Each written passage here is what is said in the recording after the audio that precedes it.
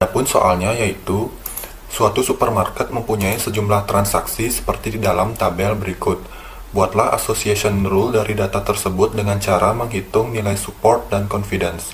Gunakan metode atau algoritma a priori dengan nilai minimum support sama dengan 0,3 dan confidence 0,8. Adapun tabel transaksi yang diberikan di soal tersebut yaitu sebagai berikut. Untuk penyelesaiannya, dengan menggunakan algoritma a priori terdiri dari dua tahapan, yaitu untuk analisis pola frekuensi tinggi dan pembentukan aturan asosiatif. Yang pertama adalah analisis pola frekuensi tinggi. Tahap ini mencari kombinasi item yang memenuhi syarat minimum dari nilai support dan dalam suatu database. Nilai support sebuah item diperoleh dengan rumus support A sama dengan jumlah transaksi mengandung A per total transaksi. Artinya, jumlah transaksi di dalam tabel transaksi yang diberikan di soal yang mengandung item A kita bagi dengan total transaksinya, yang dalam hal ini adalah 5. Kemudian untuk menghitung nilai support untuk dua item diperoleh dari rumus support A dan B sama dengan jumlah transaksi mengandung A dan B per total transaksi. Artinya, transaksi-transaksi yang mengandung item A dan item B sekaligus kita jumlahkan dulu, baru kita bagi dengan nilai total transaksinya, yaitu 5.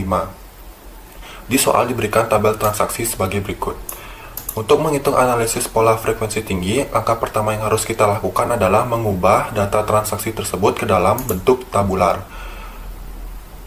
Kita susun dulu item yang dibeli dari daftar transaksi yang ada, secara unik, artinya tidak ada yang duplikat.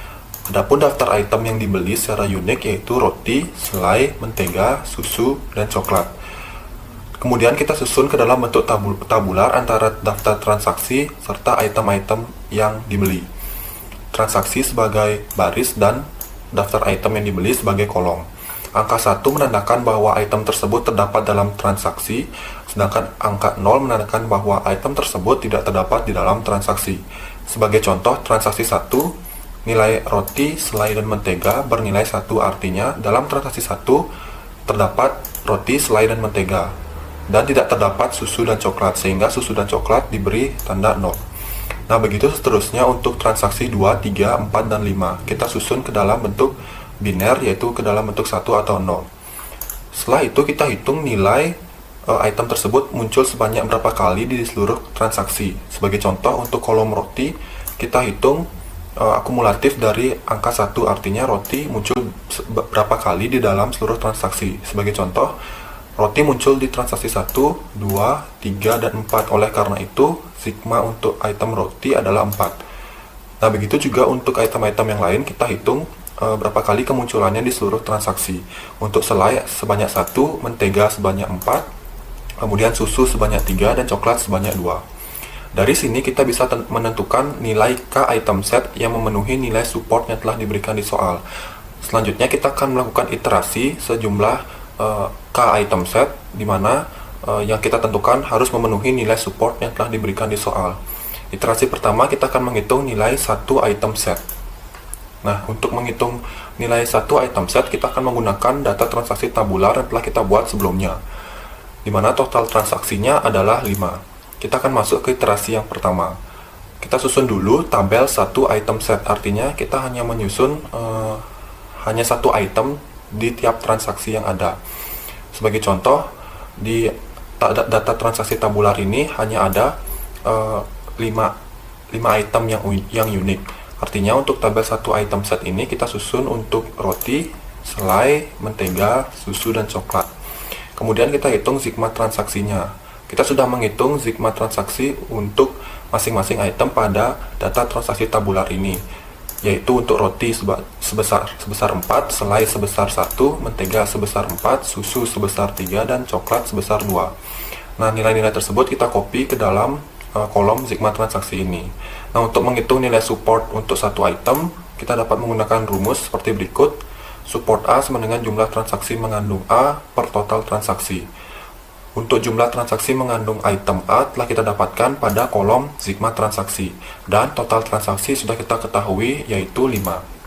Artinya, nilai support masing-masing item bisa kita hitung dengan cara membagi nilai sel yang pada kolom sigma transaksi kita bagi dengan total transaksi. Sebagai contoh, roti supportnya 4/5 didapatkan 0,8. Selai nilai supportnya 1 dibagi 5 didapatkan 0,2. Nah, begitu seterusnya untuk daftar item yang lainnya. Dari sini kita bisa menentukan item-item mana saja yang memenuhi ketentuan minimum supportnya. Di soal diberikan minimum support sebesar 0,3.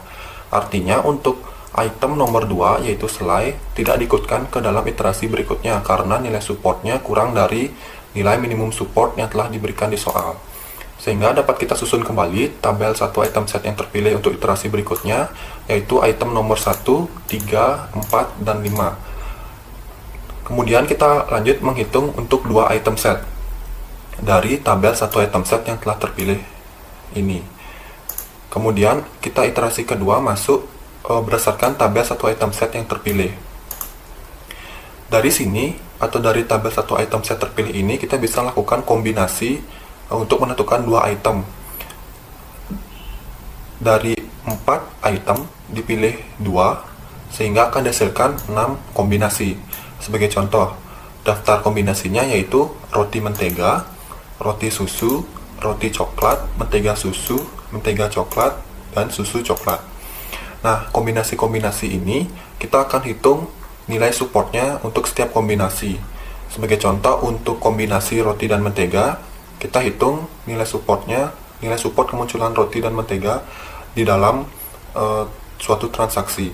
Sebagai contoh, roti dan mentega untuk kolom roti dan kolom mentega, artinya kita akan melihat daftar transaksi mana saja yang akan memunculkan item roti dan mentega secara bersamaan.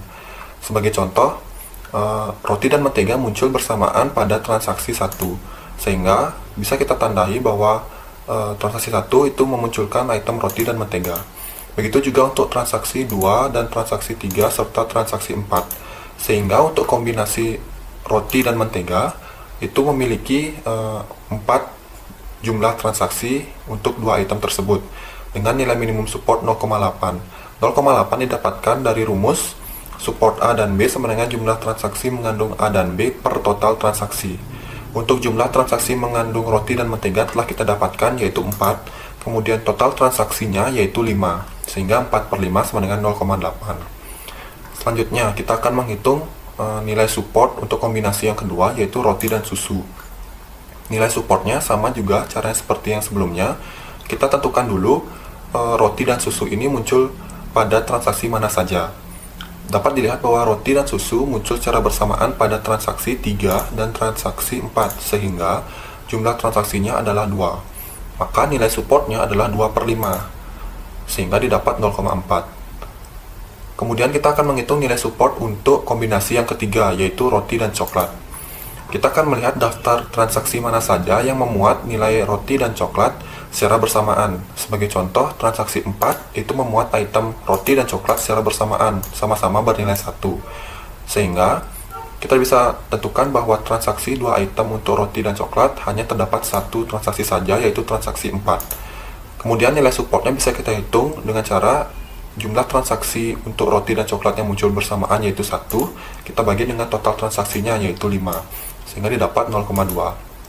Langkah ini kita tentukan untuk seluruh kombinasi sisanya, yaitu untuk kombinasi mentega susu, mentega coklat, dan susu coklat, yang masing-masing didapatkan nilai supportnya. Untuk mentega susu 0,4, untuk kombinasi mentega coklat 0,2, dan untuk kombinasi susu coklat 0,4. Nah, hasil perhitungan ini kita bisa rangkum ke dalam tabel yang baru seperti berikut. Nah, berikut adalah tabel 2 item set dari hasil perhitungan yang sudah kita lakukan sebelumnya.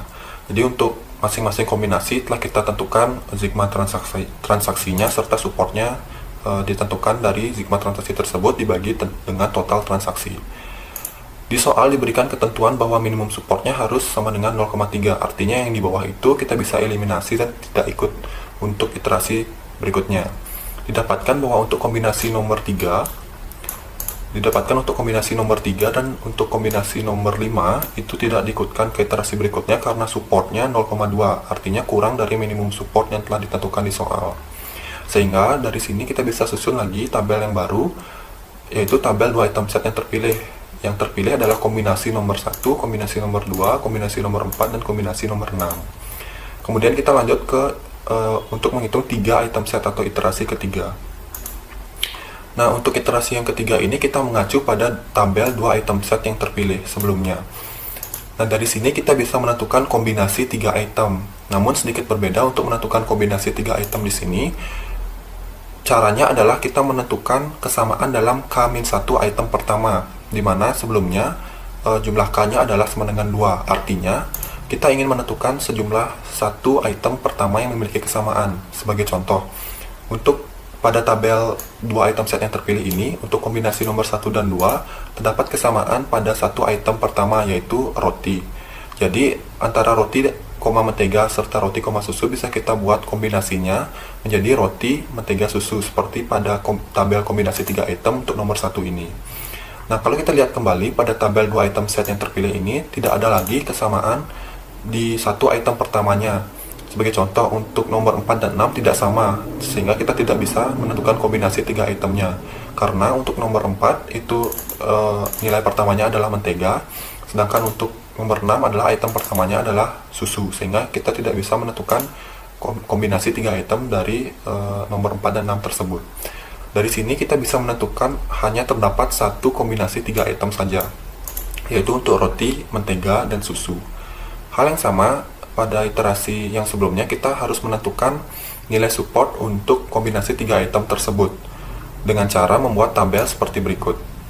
Nah, jadi kita ingin menentukan ada berapa transaksi yang memuat item roti, mentega, susu secara bersamaan. Sebagai contoh, untuk transaksi 3 dan 4 itu memuat ketiga item secara bersamaan, sehingga jumlah transaksi 3 item tersebut adalah 2.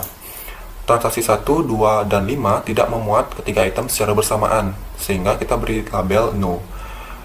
Nah, untuk nilai supportnya, kita bisa menggunakan rumus seperti berikut. Untuk support A, B, dan C, itu sama dengan jumlah transaksi yang mengandung item A, item B, dan item C secara bersamaan per total transaksi. Didapat bahwa jumlah transaksi yang mengandung item roti, mentega, dan susu secara bersamaan itu adalah 2, sehingga nilai supportnya bisa kita dapatkan dari 2 dibagi total transaksi, yaitu 5, didapatkan 0,4. Nah, dari sini kita bisa menyusun tabel 3 item set, di mana tabel 3 item set itulah hasil dari perhitungan kita sebelumnya, yaitu pada tabel yang ini. Nah, kemudian kita susun nilai tersebut ke dalam tabel ini, lalu kita cocokkan dengan minimum support yang diberikan di ketentuan di soal. Nilai support untuk kombinasi roti, mentega, dan susu itu 0,4. Di soal diberikan minimum support 0,3. Jadi untuk kombinasi roti, mentega, dan susu memenuhi dan dilanjutkan untuk iterasi berikutnya, sehingga yang terpilih adalah nomor 1 atau kombinasi nomor 1. Kita lanjutkan ke untuk 4 item set. Untuk 4 item set kita gunakan untuk tabel 3 item set yang terpilih pada iterasi yang sebelumnya, yaitu hanya terdapat satu tabel 3 item set yang terpilih, yaitu untuk nomor 1 roti, mentega, dan susu dengan nilai support 0,4. Nah, karena tidak ada lagi kombinasi yang bisa dibuat dari tabel 3 item set yang terpilih tersebut, maka dari sini iterasi bisa dihentikan dan dilanjutkan untuk menghitung aturan asosiasi berdasarkan dari tabel 2 item set yang terpilih serta tabel 3 item set yang terpilih. Selanjutnya, di sini kita akan melakukan pembentukan aturan asosiasi dari kombinasi yang kita sudah dapatkan sebelumnya. Nah, di mana dalam pembentukan aturan asosiasi kita memerlukan perhitungan dari nilai confidence dari tiap aturannya nanti. Nah, di mana untuk rumus confidence itu sendiri adalah jumlah item yang dibeli sekaligus dibagi dengan jumlah transaksi pada bagian antecedent. Nah, di mana untuk pembentukan rule-nya, di sini rule yang kita gunakan adalah jika X maka Y. Nah, di mana untuk X itu sendiri adalah antecedent dan Y itu sendiri adalah konsekuennya. Nah, untuk antecedent boleh lebih dari satu unsur. Nah, sedangkan untuk konsekuen terdiri dari satu unsur saja atau satu item saja. Nah, di mana contohnya adalah sebagai berikut. Jika membeli roti, maka membeli mentega. Nah, maka untuk roti itu adalah antecedentnya dan mentega adalah konsekuennya. Nah, begitupun pada rule yang memiliki 3 item set, yaitu jika membeli roti dan mentega, maka membeli susu. Nah, roti dan mentega ini adalah antecedentnya, sedangkan susu adalah konsekuennya. Nah, selanjutnya kita ketahui bahwa pada proses sebelumnya kita mendapatkan himpunan frequent item set sebagai berikut, di mana pada F2 kita mendapatkan kombinasi roti mentega, roti susu, mentega susu, dan susu coklat. Nah, lalu pada F3 kita mendapatkan kombinasi roti mentega dan susu. Nah, dari kombinasi tersebut selanjutnya kita akan membuat aturan yang dapat dihasilkan. Nah, contohnya pada kombinasi yang pertama yaitu roti mentega. Nah, di mana pada roti mentega ini kita bisa menghasilkan dua buah aturan atau rule. Yang pertama yaitu jika membeli roti maka membeli mentega, dan aturan yang kedua jika membeli mentega maka membeli roti. Nah, begitupun juga pada kombinasi roti susu, di mana akan menghasilkan dua buah aturan, yaitu jika membeli roti maka membeli susu, dan jika membeli susu maka membeli roti. Nah, begitupun juga halnya pada kombinasi mentega susu dan susu coklat. Nah, selanjutnya kita juga akan mencari rule dari kombinasi F3 yaitu roti, mentega, dan susu. Nah, dari sini akan menghasilkan tiga buah aturan, yaitu jika membeli roti dan mentega maka membeli susu, jika membeli roti dan susu maka membeli mentega, jika membeli mentega dan susu maka akan membeli roti. Nah, setelah kita dapatkan aturan dari setiap kombinasi, selanjutnya kita akan menghitung nilai confidence. Nah, di mana kita ketahui bahwa nilai confidence adalah pembagian dari total A dan B dibagi dengan total A. Nah, di mana total A dan B ini adalah total item yang dibeli sekaligus, dan total A ini adalah total transaksi pada item antecedentnya.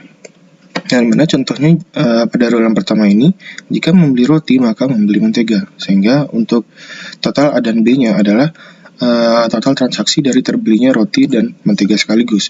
Nah, lalu untuk total A-nya adalah total antecedentnya, yaitu total transaksi dari pembelian roti.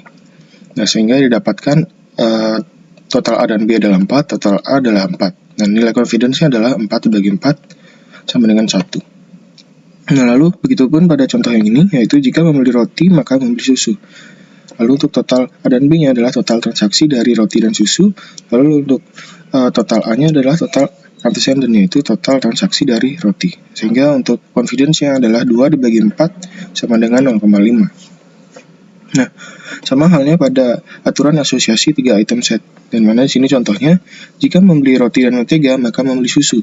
Nah, maka untuk total transaksi A dan B adalah total transaksi dari pembelian roti, mentega, dan susu sekaligus, yaitu 2.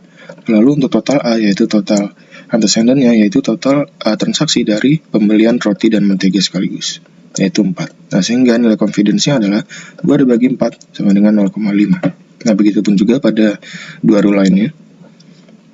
Setelah kita dapatkan nilai confidence, selanjutnya di sini kita akan masuk pada perhitungan asosiasi final. Nah, di mana dalam asosiasi final ini kita akan melakukan pemilihan rule terlebih dahulu. Nah, di mana rule atau aturan yang digunakan adalah aturan yang memiliki nilai confidence lebih dari sama dengan 0,8. Nah, sehingga di sini kita akan menghasilkan 5 buah rule. Nah, dari 5 rule ini kita selanjutnya akan menghitung nilai support dikali confidence-nya. Nah, di mana contohnya yaitu pada rule yang pertama, jika membeli roti maka membeli mentega. Maka support yang kita gunakan di sini adalah support dari kombinasi roti dan mentega, yaitu 0,8, dan nilai confidence-nya adalah nilai confidence yang sudah kita dapatkan sebelumnya, yaitu di sini adalah 1. Maka untuk support kali confidence-nya adalah 0,8 dikali 1, yaitu 0,8. Nah, begitupun juga pada contoh jika membeli roti dan susu maka membeli mentega. Maka di sini support yang kita gunakan adalah support dari kombinasi roti, susu, dan mentega. Dan nilai confidence adalah nilai confidence yang sudah kita dapatkan sebelumnya. Sehingga untuk support kali confidence-nya adalah 0,4 dikali 1, yaitu 0,4. Nah, begitupun juga pada rule-rule lainnya. Nah, setelah kita dapatkan nilai support dikali confidence-nya, selanjutnya kita akan menentukan aturan asosiasi yang dapat digunakan nantinya. Nah, di mana dalam penentuan di sini kita akan menggunakan aturan yang memiliki hasil paling besar dari perkalian nilai support dengan kali confidence-nya. Dan nah, di mana di sini jika kita lihat bahwa hasil perkalian terbesar itu di angka 0,8, yaitu pada aturan pertama dan aturan yang kedua, yaitu aturan jika membeli roti maka membeli mentega, dan aturan yang kedua yaitu jika membeli mentega maka membeli roti. Nah, sehingga jika kita sudah dapatkan aturan asosiasinya, nantinya di sini aturan tersebut dapat diimplementasikan oleh si pemilik toko dengan meletakkan item roti dan mentega secara berdampingan, agar si pembeli nantinya dapat membeli kedua kedua item tersebut. Jadi sekian video yang dapat kami paparkan. Jika ada kesalahan kata atau lain hal sebagainya, kami minta maaf dan terima kasih.